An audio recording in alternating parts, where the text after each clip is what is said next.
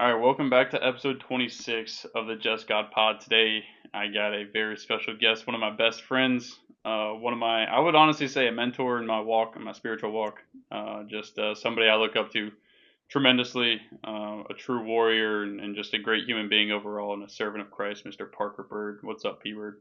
What up, baby? It's good to be on here. 26 episodes. Dude. That's crazy. Yeah, I feel like you just started this thing. it honestly feels like that. What is that? Half a year, I guess. Yeah, So yeah, that's cool. it's kind of flown by, but Good for you, man. super super blessed just to be able to be doing this. So before we get into anything, I want to give a big shout out to this show's sponsor, GreaterPurpose.co, whose mission is to equip and empower business leaders to build great businesses. And we're gonna go into the verse of the week. And before we started this, I thought that Parker was going to be doing Jeremiah 29:11, which is my mom's favorite verse. I know. As She always tells me every time I post something about her or something, she slides up on my Instagram stories like, "I love this verse." yeah, I tell her all the time, "This is my favorite verse," and I yeah, mean it's very relatable, and I can understand why yeah. it's a lot of people's favorite verse. But But you got something different planned, so go ahead and yeah, share what you yeah. got. I was just before this. I'm really stuck on Matthew chapter 5, verses 14 through 16 right now. That's kind of been my verses really of the year. And I have a pretty cool story about those verses. And you're the one that introduced me to this about, I think Webb introduced you to this concept of picking a word of the year and then a verse that relates to that. So mine was shine, right? And I prayed about it. And throughout my story, I've always wanted just to shine God's light and just to let everybody know that it's not me that's doing the work, it's Him. But Yeah, my verse of the year was shine. And then I picked or my word of the year was shine. I picked the verses, Matthew chapter 5, verses 14 through 16. And it basically says, let your light shine upon the world so they can see God through you, is essentially what it's saying. And it tells a story about how a lamp is placed on a hill to shine throughout the city, not covered. So basically, shine your light for God throughout the city. And so that's really been my really verse of the year. And I picked it obviously at the beginning of the year. And then my Nana passed away on think it was like January 22nd, somewhere around there. So later on in January, and uh, we went back to Laurinburg to clean out her house, and she was a good Christian woman, so she had all these books of Bibles, and she wasn't a big marker in her like Bible at all, and you could tell just because she had so many, but she would leave notes and stuff in there, and so I was like, I want a piece of whatever my nana had in her house, so there was like five Bibles, I think, or maybe 3 to 5 Bibles, and I was just going through them, and one of them had my name written in it, and so I was like, "Oh, this is pretty cool." And it was like it had my birthday and all that, and so I picked it up. I was going through it, and I just went to that verse, and there was a napkin placed right exactly on that verse, and I wow, was like, "Holy cow, that's pretty cool!" And yeah, so then I was just going through me and her like text and just seeing like what was the last thing we communicated because she literally had texted me like 3 or 4 days prior to like, her passing away. So I went to our text message, and her last text she sent me was "Shine on, baby," because she was listening to my podcast mm, that I have, and she was like, "This is awesome! Like, keep doing you." And then she was like, "Shine on, baby," were her last words to me. So I was like, "This is phenomenal, dude!" yeah, And so it's just crazy how God, works His way. But this week's obviously Easter's tomorrow. yeah, So I think the verse I'm gonna pick is Matthew chapter 27, and it's really a lot of verses. It's really a story, but verses 32 through 56, and it really just talks about the crucifixion of Jesus. And really Matthew chapter 26 and 27 both talks about the betrayal of Jesus, with Judas betraying him for what is today's money is what, like $1,000. Is that what Todd told us one time? I want to say it's honestly, I want to say it's more, A little bit which more than is that, but it's not much at all, honestly. yeah, Not much to like betray Jesus at all, which there's yeah, no amount, but just yeah, but then obviously him betraying and then his crucifixion and all that and just the power of it and how what he did for us on the cross and how he paid the dues for all of our sins for eternity, and Yeah. it's just I think that's the verse of the week, and it should be every verse of the week for Easter. So Yeah. Honestly, I know it's plenty of verses, but I say we go ahead and read it just for the yeah, listeners that maybe yeah, listen to this. If yeah. you I have it pull it up. pulled up, you go. Let me Yeah, let me pull it up on my Bible app. go for it. As you're doing that, I think it's important for the listeners to hear this because um, to have an understanding of what Easter is all about. And Easter is not like, yes, we celebrate it in the church, but it's not like this was not a holiday Yeah, when yeah, Jesus was walking the earth. This is the remembrance and significance of the cross that he bore for us, and um, it's it's it's I don't know, it's a yeah, crazy.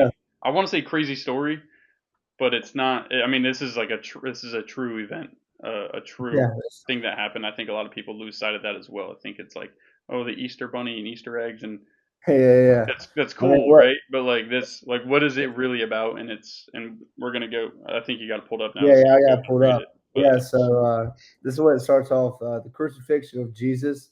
As they were going out, they met a man from Cyrene named Simon, and they were forced him to carry the cross. They came to a place called Golgotha, which means the place of the skull. There they offered Jesus wine to drink, mixed with gall. But after tasting it, he refused to drink it. When they had crucified him, they divided up his clothes by casting lots. And sitting down, they kept watch over him there. Above his head, they placed the written charge against him: "This is Jesus, the King of the Jews." Two rebels were crucified with him, one on his right and one on his left.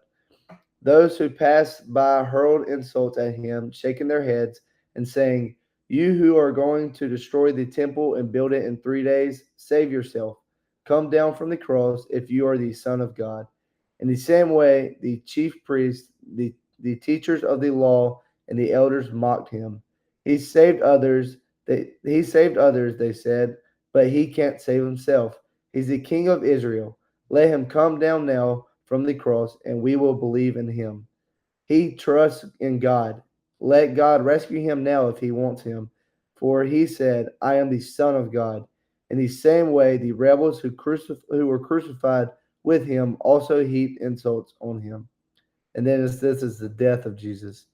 From noon until 3 in the afternoon, darkness came over all the land. About 3 in the afternoon, Jesus cried out in a loud voice, "Eli, Eli, lema sabachthani," which means, no idea. My God, why have you forsaken me?" When some of those standing there heard this, they said, "He's calling Eli." Immediately, one of them ran and got a sponge. He filled it with with wine vinegar, put it on a staff, and offered it to Jesus to drink. The rest said, "Now leave him alone. Let's see if Elijah joins to save or comes to save him." And when Jesus had cried out again in a loud voice, he gave up his spirit. At that moment, the curtain of the temple was torn in two from top to bottom. The earth shook, the rock split, and the tomb was broken open. The bodies of many holy people who had died, were raised to life. And then it also says they came out of their tombs after Jesus resurrected and went into the holy city and appeared to many people. So just the power of that alone, and I'm reading. Charlie got us last year that the All of God, Yeah, and it's kind of been sitting on my nightstand for a while, kind of just collecting dust, honestly. And the other day I looked at it, and I was like, I kind of want to dive into that book again because I had started it and I guess stopped reading it, yeah, and not because it was bad, just kind of forgot about it. And I was like, let me dive back into this. And with baseball, we're traveling all the time, so I've really been diving into that book, and it's talking about the great holy fear and how we've really dampered that just from human nature, yeah, and just talking about just the intentions of God is what I'm at right now in the book, and it talked about Ananias and his wife, and how whenever they gave that offering to the church, Mm, how Jesus struck them right then and killed them basically yeah. because not because of the amount, just because they had lied and said that's all they had after they sold their Mm, property. yeah. And so it just really shows that it's not about what you do, it's about your intentions. Yeah. And I've really kind of been focusing on that lately because it's really about the heart, not really about Mm, the actions. And I've always heard that, but then like whenever you see examples in the Bible, it shows you that even more. yeah. Yeah. I'm actually going through Acts right now. Yeah. And I read that a couple days ago. I'm doing a chapter a day with a group here, and Mhm, I've never really dove into Acts too much, or really, I've read like very just various bits and pieces of it, but then mhm. reading that, and it's like, yeah, you want to talk about the fear of the Lord. Yeah. Um, Yeah. it's like you said, it has been dampered, but it's to a certain extent where like he can give and take away Mhm, like whenever he wants, right? mhm, And he sees our heart, like you said. So something that for me, just like a revelation that I've been having, and you already hit it, but it's like my actions, yeah, they can do whatever, but like God knows my heart. Like mhm, I mhm. can't get anything past God. Like I can Right. maybe do it in Yeah. public or to my buddies or whoever, but like Right.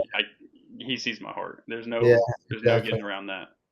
He talked about also in the book, he talked about like a pastor of like a great church is like talk about just being a hypocrite. Not the pastor, it's just like how it's so easy to be a hypocrite in life about like saying something because it's really easy to say something, but then like backing it up and actually doing the action is where Yeah, it it means more, and that's where the intentional comes in. And yeah, so it's really easy to fall in that yeah, trap of being a hypocrite because being a follower of Christ isn't always easy. I mean, no, the world wants you to go down a different way. yeah. Um, and I think like just while we're on the topic of heart posture, and this is actually something that I learned from Heath Blackman, Mhm, director of player development at ECU. I was doing the coach's Bible study in the fall while I mhm, was doing my off-season training there, and we were talking about heart posture generally, but he kind of asked he like posed the question like how many times do we do the right things for the wrong reasons or the wrong things for the right reasons? Like mhm. the right things for the wrong reason for me is like doing something so that I could seek glorification, like I can get credit Right, right, or right. like put myself on a pedestal. You know what I'm saying? Mhm. And I think like it was convicting to hear that because like it made me think of times in my life, even like before I knew Christ, like I would do those things thinking like there was nothing really wrong with it, Right. because I didn't have a God during that time. But Mhm. now I couldn't have been more wrong. But then even after becoming a believer, I would still do those things, Yeah, yeah, idolizing myself, and it was so convicting where that is what changed my heart posture, like that yeah. conversation that I had with I those think guys. I think with heart posture, it's like, what do you make your God, right? Mm, Because I yeah, mean, we can make so many things in life our God, and we can really make it more than one thing. And it's so easy to, try to glorify man because that's where we're going to see the instant like gratification because we I mean we get a response from God eventually, the great judgment, but we're not going to get that until we pass away. So yeah, we don't really see our good deeds, being glorified right now. yeah, But whenever you fall into the trap of trying to glorify man, they can see where you're doing good and they can glorify you, which is yeah, not ultimately at all what you should be wanting to do. And yeah, that's kind of one thing that the book also taught me was because he was talking about how he was like voted, I think it was like nicest man in the church or something like that. And that's just because he was like always complimenting people and giving compliments, even if it wasn't true. And then he said he was praying with God, and God was like, are you glorifying man right now rather than mm, me? And basically, he kind of said, yeah, I mean, I am. I'm seeking the approval of others instead of God. And we all fall into that trap, really. yeah. That's Galatians 1:10. Yeah. I share that verse a lot, but it's yeah. Am I still seeking the approval of man or of God? Yeah. Yeah. It's like another convicting verse where I'm just like, man, I probably was seeking the approval of man there, and Yeah. for no You know reason. you know, talking about God working through people, dude, I remember whenever you were like, "Man, I can't remember scripture, I can't do all this and that," and look at you Yeah. now, dude, you're spitting out like it's nothing.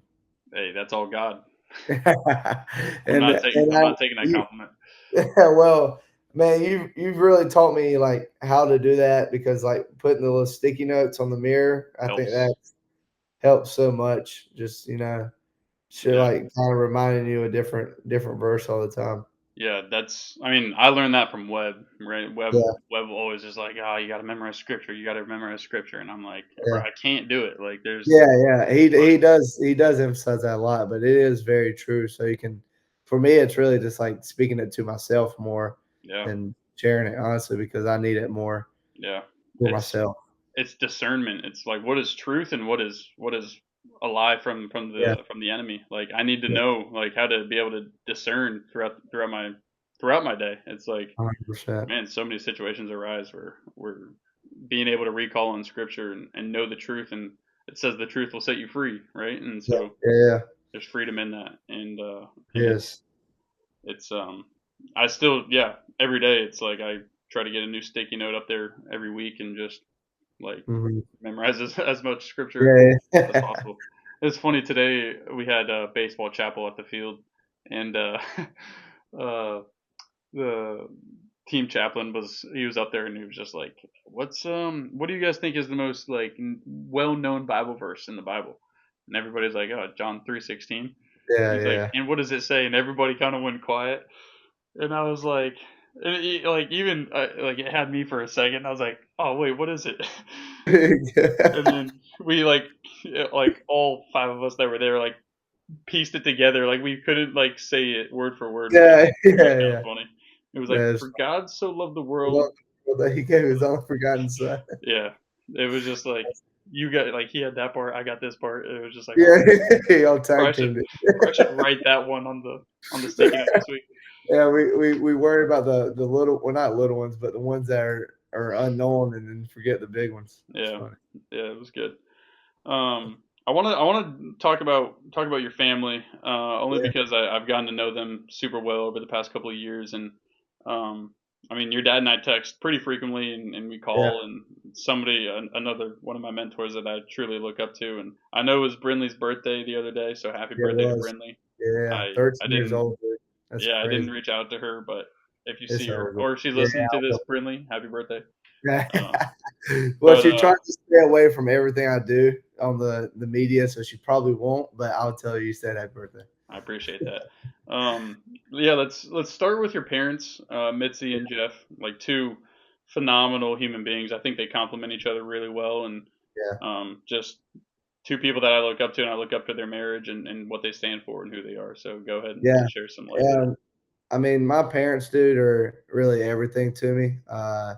My dad, to start off with him, he's by far the hardest worker I know. And a lot of people don't see how hard he works, man. But he has 3 or 4 jobs. He's always driving somewhere at night to cover hospitals, and just to make extra income for our family. I mean, he makes good. God provides well for him, but he's always looking, to how to make the family more comfortable. And so I've learned how to, work hard really through both of my parents, but really through him because he's no matter what he went through that day, he's always texting me, "Do you need to go hit? Do you need to go do this?" And it's been the same way growing up. I mean, after he got off work, we'd always go hit baseball, and obviously I love the game of baseball, and it really started with him. I tell people my first toy was this toy where it was I could sit down. It was before I could even walk, and there was like a ball on this little spiral thing. I could just sit there and hit it over and over.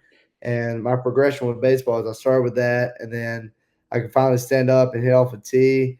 And then once my dad got home from work, he would start flipping it in the backyard, and we'd hit. My yard back home is kind of like a rectangle, so we would hit the short way. Now I would start hitting over the fence the short way, and then we turn the long way and start hitting.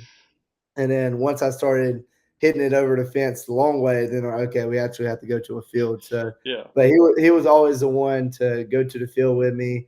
He was always the one that was willing to do that extra thing. So he's really been the rock of my really baseball career, but really just life because I've learned Yeah. so much from him. And then my mom, dude, she's the rock of the family. She's really the glue that we really. She's she's really probably the most unappreciated human beings I've ever met in my life because she's never like woe me, like poor me, whatever it is, and she'll do anything for me and my sister. She works so hard. She's a nurse. But she doesn't have a job, but her job's running Brindley around now and cleaning up the house, doing laundry, and there's never been a day where I'm like, dang, this house is dirty because she works so hard at that. And but she's really glued to the family because she really holds us all together. She holds us accountable, and every time we're slacking off, I tell people that my dad, yes, he gets upset a little more, but when my mom gets upset, dude, you wanna stay away Yeah. because yeah, yeah, she's not fun if she gets upset, but she holds us accountable, and I really love both of them to death. That's awesome.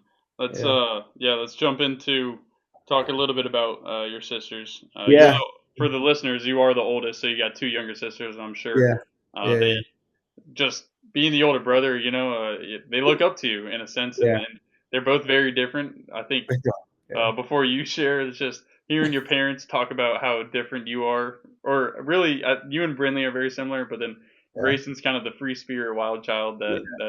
that your dad She's loves, and just go ahead and share on that. Yeah, so I have two younger sisters, Grayson and Brinley. Grayson, she is 19 years old. She is a freshman here at ECU. She's definitely the free spirit. She's definitely the wild one, but she has the purest heart. She'll do anything for you. She is definitely always the life of the room. She'll make everybody laugh. She's very fun to be around all the time. Unless she's hungry, then she's not. But she's definitely, man, she has been my best friend growing up. We're only 2 years age difference, and we have I have two cousins that are both boys, so she has learned how to really grow up with a bunch of guys, Yeah, and she is by far the most athletic in our family. I tell people that all the time, and it really makes me mad because I have the work ethic like my dad, and she has the most pure athleticism you've ever seen in your life, yeah, but she does not care to play a sport, bro. yeah, It's so frustrating because yeah, like she went to a small private school growing up, and really her high school year, and she would play one sport, and she's like, "Man, I don't want to play softball in this year," and she wouldn't even pick up a bat for like a year, bro. And she's like, "Nah, I'm not playing. I'm not playing." Day before tryout, she's like, "You know what? I think I'm gonna play this year." We'll go to the cages, and she would just be lasering balls yeah. off the back net, and I'm like, "Dude, this is insane." Like, It's if not I fair. could do that, I would be in the big leagues right now, not at East Carolina. Yeah, Right. But man, she's definitely the life of the party. She's so fun to be around all the time, and she's also a hard worker at the things that she loves.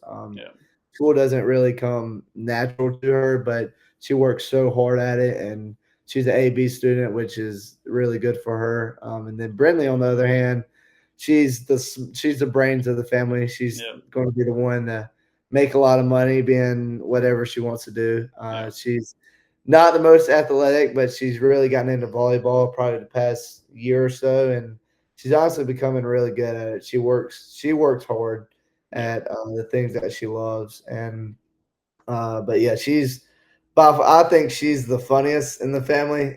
Grayson's very funny, but me and Brinley's humor yeah, are definitely the same. And Brinley's the type of person that she's not gonna try to make the whole room laugh, but she'll look over at you and then make a comment, and it will have you laughing for 15 minutes. And yeah, I'm very close to Brinley because Grayson and her have a really good relationship, but they kind of butted heads a lot. But me and Brinley, I don't think we've gotten but in probably two arguments ever. Yeah. And but she loves to say, Parker, you're such an inspiration, and kind of just give me crap about that. But they're both very fun, dude, and Yeah.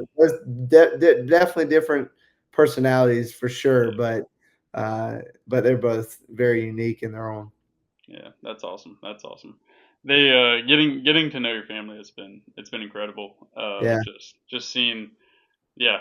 I guess how Dude, your talk sisters. about your family though, dude. Because I mean, I've gotten to know your parents really well over the past years, and me and your mom still text all the time Yeah. on Instagram, and she slides up on my stories all the time, and I love, dude. She is funny, bro. Her Yeah. Instagram She's stories, they make me laugh. I'm not gonna lie. And then your dad's Twitter comments are hilarious. And your dad got verified on Twitter, bro. not a good thing. We got my mom just memeing out on Instagram and my dad just tweeting every 10 seconds about anything anything that anybody will listen to on Twitter. So Bro, it's I saw one where he got verified, and I laughed for 10 minutes because I was like, it, Carter probably hates that. I was like, oh boy, that's like the last thing he needs, honestly. So yeah. Well, him and Ash Cash are some the biggest pirate supporters out there. trust me, I know. Well, actually, I don't know because I deleted Twitter because I was like, bro, I'm done seeing all this. Like, Dude, it was Twitter's my favorite app, bro. I love it. It's so funny, but like, your dad is hysterical on there. I love it. there's got to be like a tweet limit per day that Yeah, we need to put on. yeah. That's one of our guys on our team this year. He has a screen time limit on his phone. Smart. I need to. I honestly should probably look into that, and Yeah, I'll send that link to my dad too. yeah, Um, no, but let's talk about your career. yeah, About a month ago, you had some pretty cool feats in yeah, your ECU yeah, baseball career, but yeah, obviously your baseball career started sounds like before you could even walk. yeah, You had a passion and love for it. yeah, yeah.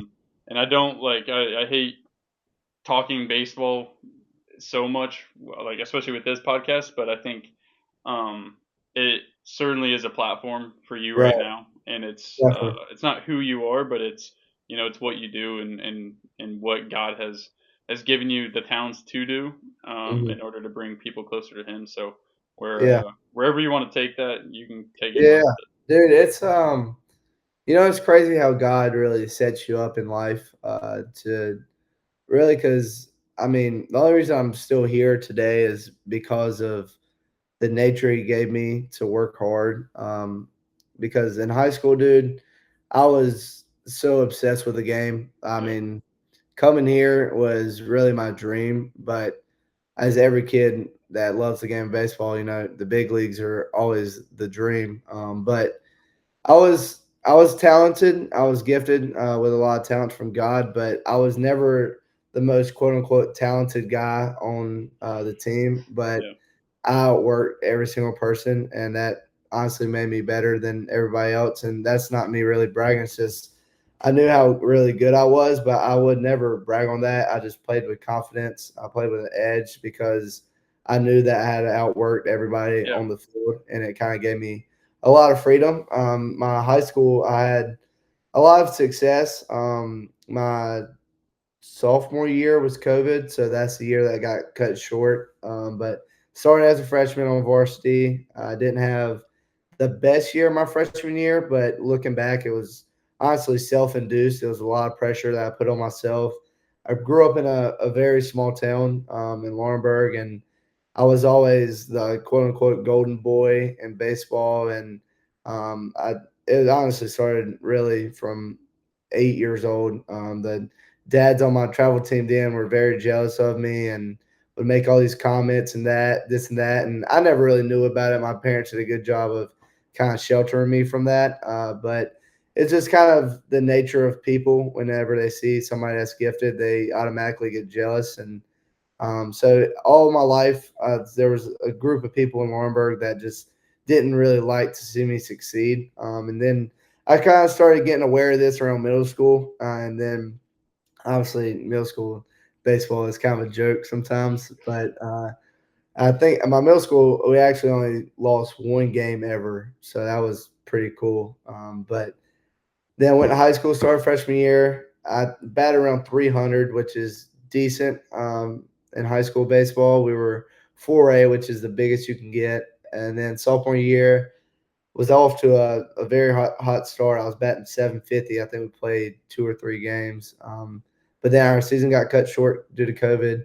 And then junior year was a shortened season. We only played conference games, but that was by far the best year that I've ever had playing baseball. I was playing very free, playing with a group of guys that I grew up playing baseball with, and really honestly had the most fun I've ever had playing baseball. We That was the year where we weren't really in school; it was kind of still virtual, and then we were still playing baseball. So it was like a slumber party every single night with my best friends in high school. So honestly, it was amazing. So batted around 600 that year, so had a really good year. And then my senior year, kind of the same ordeal. Had a very good year. The teams that I was on in high school, we weren't by any means the most talented. I was really the only guy that went to the next level in baseball, but we just played really good as a team. We grew up playing together, so we kind of knew each other very well. And personally, I was named to the North Carolina All State team the last 2 years of high school. I was the first or second um, ranked shortstop in the state of North Carolina by perfect game going into East Carolina. And then obviously got here for summer school, and then my career kind of derailed after my accident. For those that don't know, I was tubing with some of my teammates in Bath, North Carolina, which is about 30 to 40 minutes from Greenville, and we were just out having a good time. And me and Dixon were on the tube. We both fell off, and we both hit the water pretty hard, and we were swimming back to the boat, and the driver put the boat in reverse or got knocked into reverse somehow, and basically it ended up running me over. The propeller hit both of my legs and my left hand as well. And then from there, talking about the power of God, dude. Our boat wasn't able to move due to the rope being caught in the propeller, so my buddies had to wave down other boats. First boat didn't stop, or first boat that did stop. We addressed it. They basically said, "Sorry, we can't really help. There's a first aid kit. We have a first aid kit. Here it is. We have kids on the boat. We don't really want to expose them to the scene, but hope you guys find help." So therefore, it allowed my buddies to wave down a second boat, and it stopped. And on that boat was two couples, and the only reason they're going back in that day was because one of the couples had gotten into an argument, and we're like, "Hey, we're done for the day. Let's just go back." So on the way back, they saw us. We addressed them about the situation, and they agreed to help. And so they got me onto their boat, and on that boat, one of the ladies was actually a nurse. So she tied tighter tourniquets around my legs. They got me transported to the marina where there's an ambulance waiting on me, waiting to take me to a Washington hospital where there was a helicopter waiting on me to take me to ECU Health. I was there for 4 weeks and a total of 56 days. I had 22 surgeries, including the amputation below my knee. And then from there, dude, it was how do I get back onto the field? Yeah. Because obviously that's not ideal at all, but my love is for baseball, and it always has been. And a dream without work is just a dream. Yeah. So I had to put in a lot of work. But so I had to build that team around me with PTs, doctors, mental support guys like you, the teammates. And to be a part of it, you had to kind of share in our faith and in my plan. And so obviously got back out into the field last year. Became the first Division One player to ever play with a prosthetic leg on February 16th, 2024. I had 3 at bats last year. I walked, struck out, which almost hit a double in that at bat. And then I grounded out to second baseman. And then this year, I've had 2 at bats so far. My first one was a sac fly to right field where I got my first collegiate RBI, and then the second was my first collegiate hit, which I was pretty ironically I smoked one off of the third baseman, which is where I played his right leg. So I thought it was pretty cool. Yeah. But it's been really fun, dude. I've learned so much really over the past really 3 years. And college makes you grow up pretty quick, but especially here at East Carolina, where you know what the pressure is like with the baseball team. You have to grow up pretty quick. But luckily, I've had guys like you. I've had guys like Charlie Hodges that really have directed me in the right path off the field, because college can really become a trap for most people, is where they get into a lot of worldly things. But throughout my accident, man, I've had to rely so much on God and His plan. And my favorite Bible verse is Jeremiah 29:11 for a reason, because my plan was to become the starting shortstop my freshman year, and honestly, everything was lined up perfectly for me that freshman year. Zach had just gotten drafted, and really a lot of the local media was saying just that. And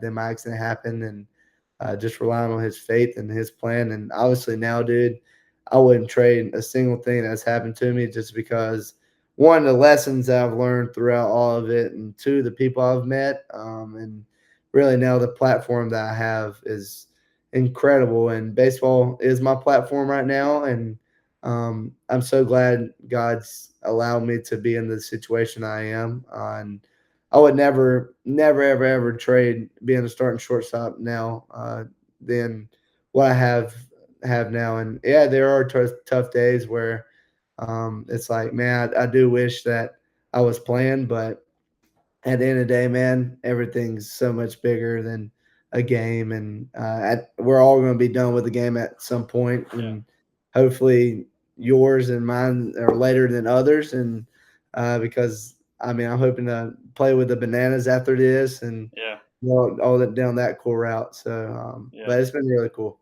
I literally, I think we may have briefly talked about it, but like hearing you speak about it, I'm like, dude, banana ball would be sick. If Yeah, dude. So I'm during BP, I'm third round every single time on defense, and Nick Parm is either at short or second. And me and Parm have become really close this year. yeah, With there's not many guys that are on the team from last year that yeah, are on this year's team. So the guys that were on the last year's team that I didn't really talk to too much. Me and Nick, I mean, we talked a good bit because I did quad chart and he did tendency chart last year, yeah, and this year's the exact same way.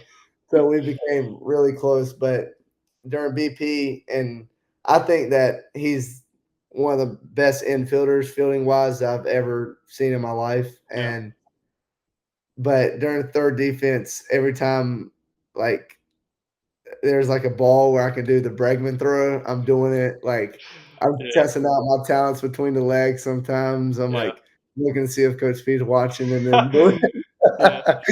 Try not to get yelled at mid BP because you're trying something crazy for Dude, your I'm not gonna banana play ball career. defense at East Carolina, so it don't really Yeah, matter in the end. And like I'll still do my slow hands, and I've gotten yeah, really honestly, I've got a lot better at defense. But yeah, dude, it's fun to go between the legs, and I yeah, can't fully go behind the back and bounce it like they do yet, because yeah, I can't do that because he wouldn't really get on to me. But yeah, I do sneak in between the legs every once in a while, yeah, and Porn just laughs. He's like, yeah. "Dude, you're ready to You go play banana ball, aren't you?" I was like, "Bro, I'm just testing it out, dude." throw it and immediately take a look over to see if he's watching. Well, Coach Palumbo he throws BP in the third Ah, lane, so you're so good. he's always worried about like them squaring around at the right time Yeah, or whatever the batters are doing. yeah. But and I don't think he would even really say much to me if he You saw just it. you probably turn around, and just be like, whatever. What do we want to do with Yeah, it? It don't like matter. it is what it is. I'll Man, field it. I'll field the balls during in and out, and everything will yeah, be good. yeah. But I like just hearing. I mean, hearing really how your perspective changed. Um, Obviously, going into ECU, you had that plan, you had that expectation, right? The accident happens. I'm sure I can't imagine what it was like in those. You said 56 days, correct? yeah, I think it was a total of 56 days. I was in the hospital for 4 weeks, and then Yeah, um I had surgeries where I got out of the hospital. Last surgery was actually the day that we went to go see Daryl Strawberry talk at the Christy Overton yeah, thing. So yeah. yeah. Oh yeah, yeah, yeah. You met us there. Yeah, Yeah, because I I remember that. missed there because that was the day I got my skin grafts. Yeah. So, and I was actually running a little late because I wasn't honestly wasn't supposed to be out at all that day. They were like, "Don't do anything," but I Yeah. was like, "Bro, I'm going to Daryl Fair. Strawberry Yeah. because Daryl Strawberry is one of the reasons why I got saved in my ninth Yeah. grade year. He came to Scotland, and I heard his story. I was like, "Dude, this is phenomenal! Like, if God can work through him, He can work through Yeah. anybody." And Yeah. so me and my buddies got saved that night, and then I had the opportunity to go listen to him at Christie's, and I was like, I'm not missing this for the Yeah. world, dude. And so I had my skin grafts that day, and they're like, don't do anything. I was like, okay, sounds good. But on the way there, they started bleeding really bad, like through the bandages. So we had to stop by the wound clinic, which we became really close to those guys over there, and they just like wrapped it up real quickly with new bandages and stuff. So like nobody knew that, but like I was like, dude, I'm not missing this. This is Yeah. incredible. So Yeah. My question to you would be like, when did sort of like when did your perspective change? Like when did it go from, oh my gosh, this is like the worst thing to ever happen to me. Like, mhm, how can I ever like move on to like mhm, where you are now? You know, and mhm. I would love to hear your answer. And but before you say anything, like I know your mom and you Mhm. had that conversation in the hospital room that one day. If you want to share that as well, but if there was Yeah. another moment in time that people don't know of, feel Mhm. free to share that as well. Yeah. The story about my mom is kind of when my perspective changed about like I can do this. Yeah. But it wasn't really the gratitude part yet. Mm, That the story about my mom is I was laying in the hospital bed. It was probably 2 or 3 days after my amputation, and I was obviously down like anybody would be. And she was like, "Well, what's wrong?" And I was like, "Well, Mom, I don't think I'll ever be able to play baseball again." And she was yeah. like, "Well, why do you say that?" And I was like, "Well, I don't know if you've done your research or not, but there's never been a Division One player to ever play with a prosthetic leg." And she instantly said, "Well, there always has to be a first. Why not you?" So that's kind of where my mindset switched. You know what? I can do this, Yeah. but I wasn't very, I guess, happy about it yet. Yeah. Um, but I still tell people the hardest part about my recovery was really that first year going out to practices whenever I did and like watching guys, and like specifically like the freshmen that year, like Yeah. watching Dixon get the opportunity, watching Nathan, like watching those guys, and they deserved every opportunity they got. It's nothing taken away from them, but like I knew that I was supposed to be getting the same opportunities they got, and it Yeah. was really hard to kind of watch. And I ended up really not going to many practices, honestly, because of that reason. Yeah. And I didn't really tell anybody that at the Yeah. time, but one, it was kind of boring for me to sit there the whole time, but then two, Yeah. like I was like, dude, this is very mentally like taxing to see those guys get the opportunity. And Yeah. it's kind of crazy because it's also was freedom in a sense too, because it's like, okay, this is what I'm I'm looking forward to doing again. So Yeah. it was kind of both, but then it's really there's never really been a moment where I was like, thank you for this, but I would say it's really like now seeing like all the amputee kids that come Yeah. to the games, all Yeah. the people that reach out that there's been adversity hit into their life where they didn't think they were going to be able to do something, and then they see my story, and all of a sudden they have a little bit of inspiration and hope. So I think that's been a gradual thing. It's been kind of a process to learn that, but it's really the JJ's out there, the kid, the shark attack last Yeah. year, Yeah. uh, the Gavin's out there, the kid that threw out the first pitch at ODU, Yeah. the little Miles, the kid that was at UTSA last year. Yeah. He came again this year when we're at Rice. So Cool. it's like building those connections and just all the amputee people I've met throughout the process. Because I mean, there's so many people out there that the amputee community is really big, but it's also very small in the same Yeah. same frame. Because if you're doing something special in that community, a lot of people know you. Yeah. Just because I like, for instance, this past weekend I was talking to the ESPN Plus announcer at UAB. He wanted to meet me because he was talking about my story. And then I was talking to him on Friday, and there's a girl in Alabama. She lives in Alabama. She's a high schooler that actually also got attacked by a shark, and she's an above the knee. She also is missing her arm as well. But she's done tremendous things too. Like she's taken it in full stride and Yeah.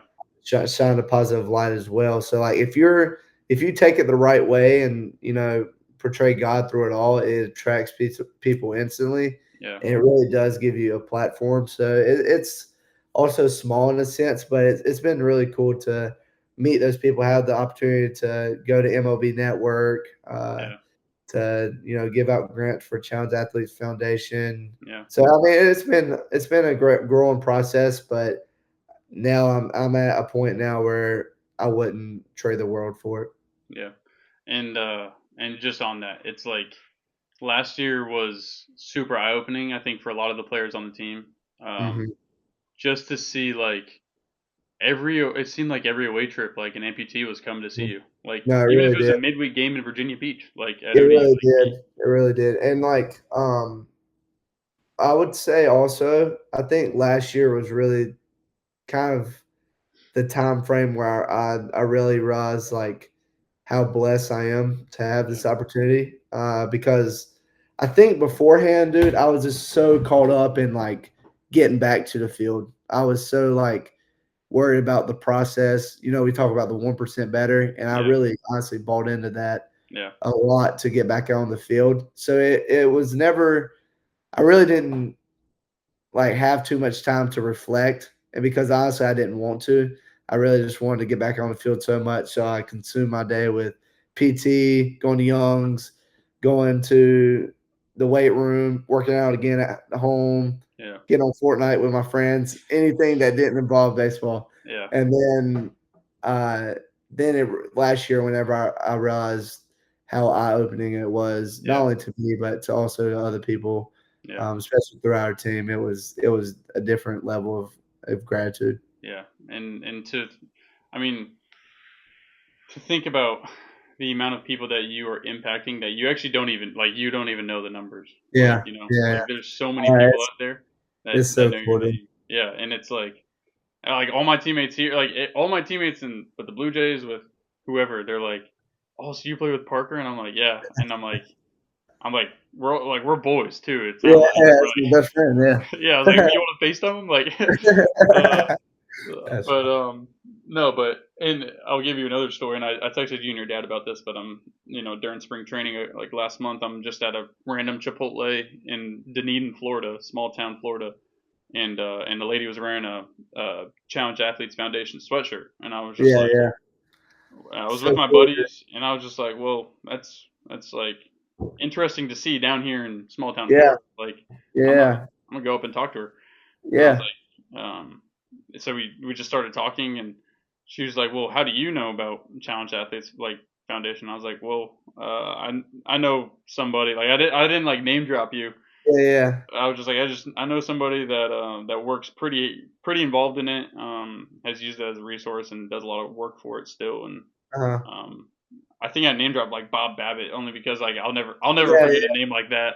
yeah, but I know, dude. You'll never forget if you ever met the guy, bro, you would never forget the person either I know because I can the tell. guy is he's probably 75 now, Yeah, but he is so full of energy. He still yeah, runs marathons like they're just a 5K. I yeah, mean, it's just incredible to just see, yeah, but like he does so much good for the world. Talking about somebody that God's placed in this like world just to shine his light. And I yeah, don't even know if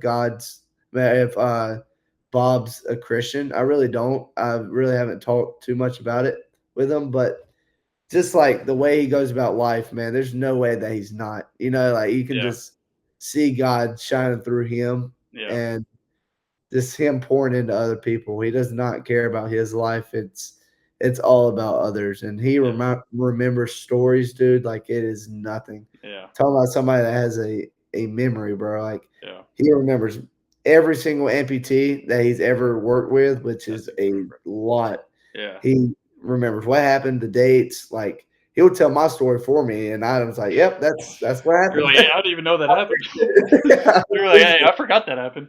I was like, "Oh yeah, I forgot about that. Yeah, Yeah, you're right." that's hilarious. So He it's cool. Yeah, he is.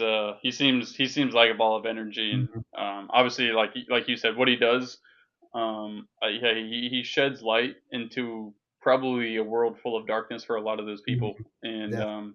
and gives them hope, and it's it's super cool to see him do that, and then also what you do, and I did end up name dropping you at the very end of the conversation, and it was two parents, and they started like freaking out, and they were like, you know Yeah. Parker Byrd, and I was like, yeah, like I played with Yeah, him, that and that just community's been phenomenal, dude. There's been so many people that are just so supportive, and I just let them know, dude, like, I can't do this without God. It's not me, and I learned yeah, that from you, dude. Like, I mean, just what you did last year was phenomenal, and you didn't take a lick of credit, and I was like, dude, that's how I wanna live, and so, I yeah, mean, shout out to you, shout out to God, shout out to everybody.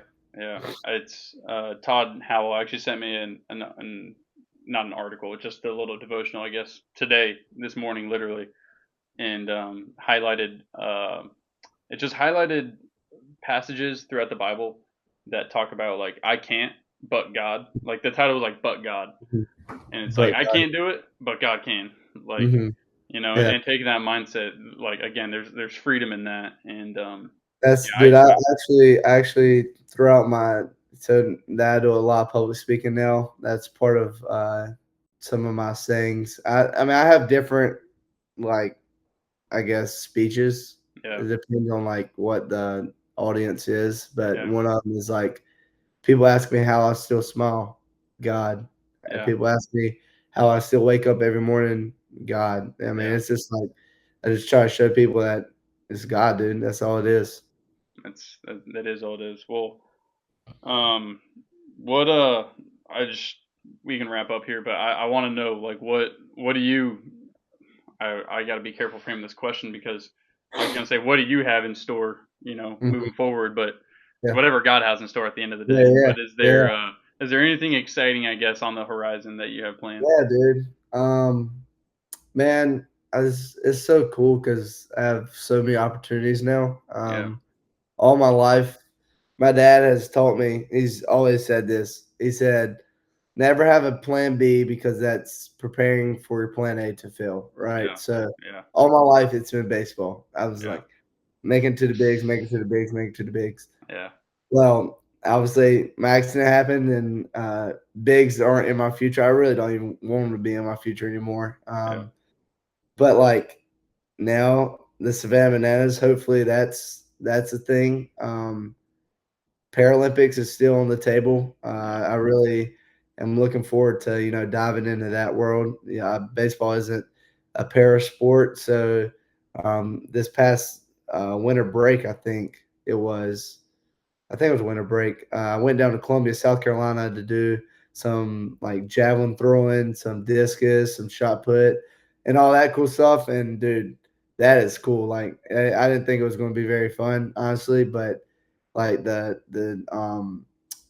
shot put, that's a yeah, very fun thing. It's heavy, bro. yeah, But yeah, the javelin's weird because like all of our yeah, life we throw from like an yeah. angle, It's but javelin you got to throw from like right here. yeah, So it's definitely a new technique, but maybe just diving into that. But also, I love swimming. I still swim like 3, 4 times a week for cardio. yeah, I love riding the bike. So Bob Babbitt's trying to get me into the endurance sports, but yeah, I just hate running. Honestly, yeah, it's I cannot stand it. yeah, But that hopefully is in the future. But also public speaking, dude. I yeah, think that's really big for me because I mean the money's in it, but that's not what I really want to go about. I really just want to go and share the message of God and use my story as a platform to do that. Obviously, tell my story, but tell what God has done through me and just give a little bit of hope into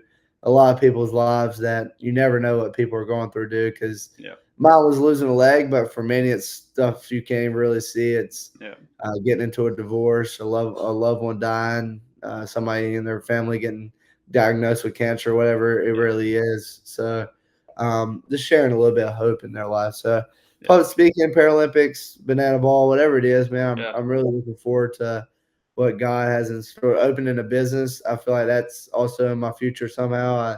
Yeah. I love really all of business. It's obviously what I'm going to school here for. Yeah. Mike Harris, my And go. man. Yeah. Yeah, and so hopefully get my master's going on that. But we'll see, man. There's a lot in store, but only God really knows. Oh man, I'm like overflowing with, I don't know, I guess pride for you. I'm excited. Yeah, I I can't dude, wait to see it. I can't wait to me and Nick Parham say we're opening up a restaurant too. So hopefully that's in store as well. It's got to be Parmesan's place or something, or like Parmesan pleasure. Yeah. Parker and Parmesan or something. Yeah, dude. We thought about going four guys or no, two guys, three legs. Yeah, yeah, something. Yeah, so something That's like that. awesome, dude. Yeah, we're gonna Well, do a steakhouse with entertainment is what we're planning on doing. But there you that's go. just hopefully that'll happen. But that's just fun. Yeah. Well, Parker, I truly appreciate you taking It's the time fun. tonight. I know Always. it's late I'm proud there, of and you.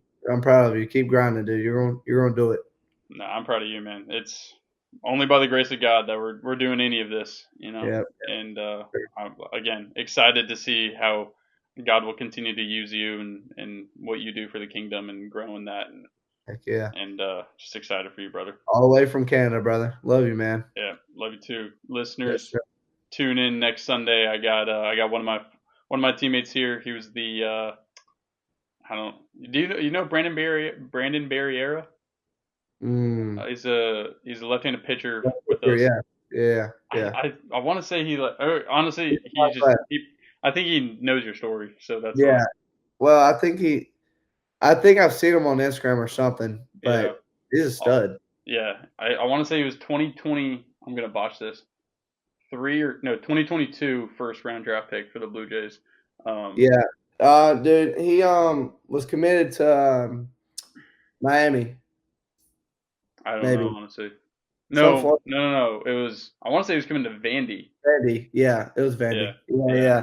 I But seen that dude, he could hit too, bro. yeah, yeah. He showed me some high school Yeah, he was highlights. good. We never really knew. Well, we knew of each other, but we never really like met. Yeah, But I know who he is, and yeah. Well, he knows yeah, you because we were. That was like one of the first questions he asked me immediately yeah, when I yeah. told him Well, I went to he's a ECU. stud, dude. He's a Yeah, stud. Yeah, but awesome I, guy. dude, it's crazy the people that you're meeting now that like I've known all my life, Yeah, but like just through baseball, like Tucker Toman, like guys like yeah, that, like Tanner Thatch, like all those guys, yeah, they're all in my class, but like yeah, they were all like not really Tanner, but really Tucker was top. And him and yeah, Brandon were like I think probably in 22 they're first and second round draft picks probably. yeah. They were back to back picks, Yeah, and hearing well. I don't know. I just migrated towards those guys. Obviously, like they're believers, and I yeah, migrated towards them since I got drafted with the Blue Jays. And yeah, I'm a little bit older than them, but like, dude, they got a ton of wisdom, and I learned so much from them, and just getting yeah. to hang around them and getting to the word with them has Mhm. been an incredible opportunity. So Yeah. Dude, we miss you at study too, bro. Brian is starting to come. The guy from Pfizer.